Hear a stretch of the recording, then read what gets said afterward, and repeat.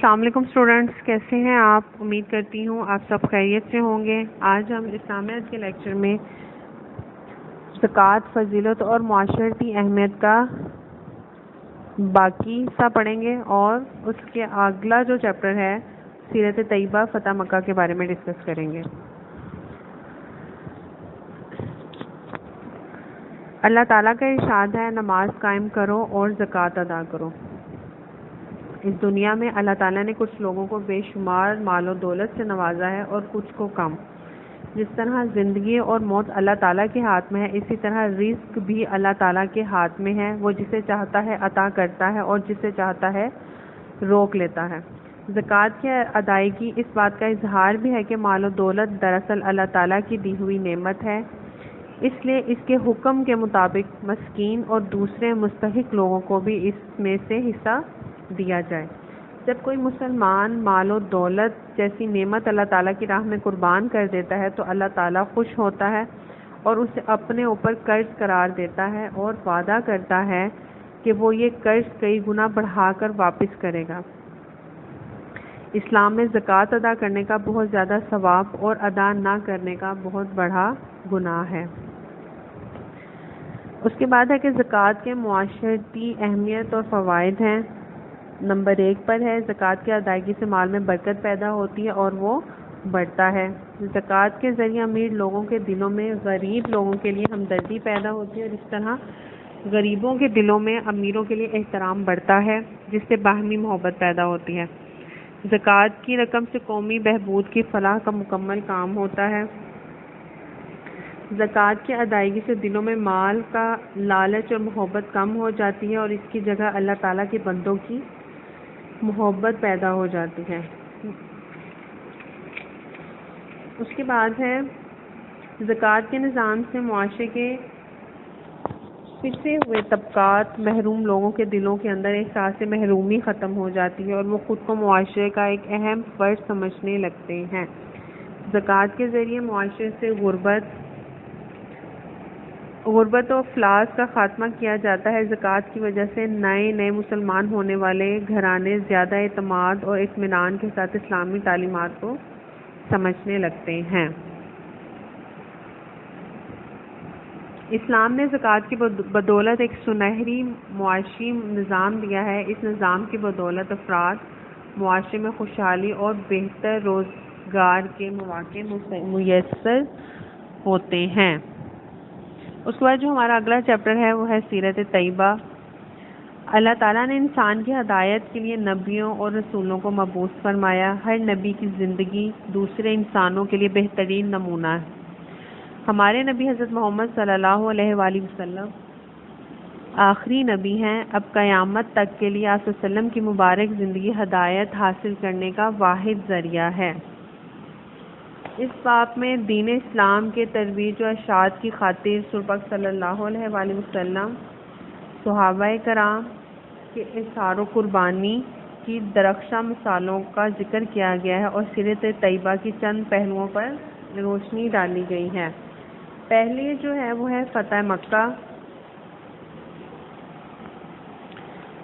فتح مکہ کا جو ہے ہم تھوڑا سا پس منظر کے بارے میں ڈسکس کر لیتے ہیں کہ صلح حدیبیہ مسلمانوں اور قریش مکہ کے درمیان یہ معاہدہ طے پایا کہ دونوں 10 سال تک جنگ نہیں کریں گے۔ عرب قبائل جس فریق کے ساتھ ملنا چاہے مل جائیں۔ قبیلہ بنو خزاعہ مسلمان کا حلیف بن گیا، مطلب اس کا ساتھی بن گیا، جبکہ بنو بکر نے قریش مکہ کے ساتھ معاہدہ کر لیا۔ پرانی دشمنی کی بنا پر بنو بکر نے بنو خزاعہ پر رات کی تاریکی میں حملہ کر دیا۔ بنو خزاعہ نے مجبوراً خانہ کعبہ میں پناہ لی، لیکن بنو بکر نے حرم میں داخل ہو کر بنو خزاعہ کا خون بہایا۔ قریش مکہ نے بنو بکر کا بھرپور ساتھ دیا۔ اس کے بعد ہے کہ مسجد حرام میں داخلہ۔ اس کے بعد رسول پاک صلی اللہ علیہ وآلہ وسلم انصار و مہاجرین کے ساتھ مسجد حرام کے اندر تشریف لائے، حجر اسود کو چوما اور اپنی اونٹنی پر بیت اللہ کا طواف کیا۔ طواف کے بعد حضرت عثمان بن طلحہ رضی اللہ عنہ سے خانہ کعبہ کی چابی لی۔ اس وقت آپ صلی اللہ علیہ وآلہ وسلم کے ہاتھ میں ایک کمان تھی اور بیت اللہ کے اندر 360 بت رکھے ہوئے تھے۔ آپ صلی اللہ علیہ وآلہ وسلم نے اسی کمان سے خانہ کعبہ کے اندر رکھے ہوئے تمام بت گرا دیے۔ آپ صلی اللہ علیہ وآلہ وسلم بتوں کو ٹھوکر مارتے جاتے تھے اور کہتے جاتے تھے، حق آ گیا ہے، باطل مٹ گیا ہے، بے شک باطل مٹنے والا ہے۔ باطل کا مطلب ہوتا ہے کہ جھوٹا۔ آپ صلی اللہ علیہ وآلہ وسلم نے خانہ کعبہ کے اندر نماز ادا فرمائی، باہر تشریف لائے۔ قریش مسجد حرام میں صفیں باندھے کھڑے تھے۔ آپ صلی اللہ علیہ وسلم نے اللہ تعالیٰ کی حمد و ثنا کی۔ اس کے بعد قریش سے فرمایا، قریش کے لوگوں، تمہارا کیا خیال ہے کہ میں تمہارے ساتھ کیا سلوک کرنے والا ہوں؟ وہ بولے، اچھا، آپ شریف بھائی ہیں اور شریف بھائی کے صاحبزادے ہیں۔ آپ صلی اللہ علیہ وسلم نے فرمایا، تو میں تم سے وہی بات کہہ رہا ہوں جو حضرت یوسف علیہ السلام نے اپنے بھائیوں سے کہی تھی کہ آج تم پر کوئی سرزنش نہیں، جاؤ تم سب آزاد ہو۔ اس موقع پر آپ صلی اللہ علیہ وآلہ وسلم نے عفو درگزر سے کام لیتے ہوئے قریش مکہ کو معاف کر دیا اور خانہ کعبہ کے تمام بتوں سے پاک کر دیا۔ آپ صلی اللہ علیہ وسلم نے عفو درگزر اور رحم دلی سے قریش مکہ بھی ایمان لے آیا۔ حضور پاک صلی اللہ علیہ وآلہ وسلم مکہ مکرمہ میں داخل ہوئے۔ آپ صلی اللہ علیہ وآلہ وسلم نے اسلامی لشکر کو 4 حصوں میں تقسیم کر دیا۔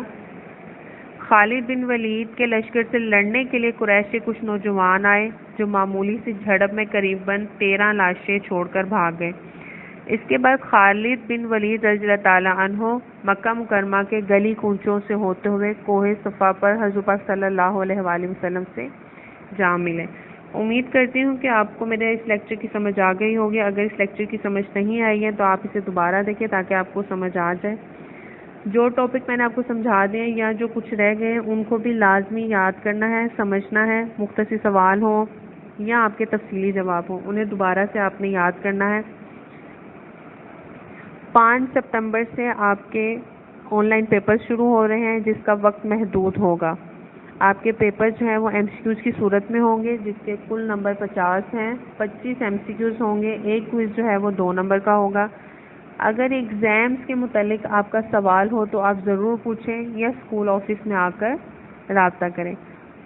اپنا بہت سا خیال رکھیے گا۔ اللہ حافظ۔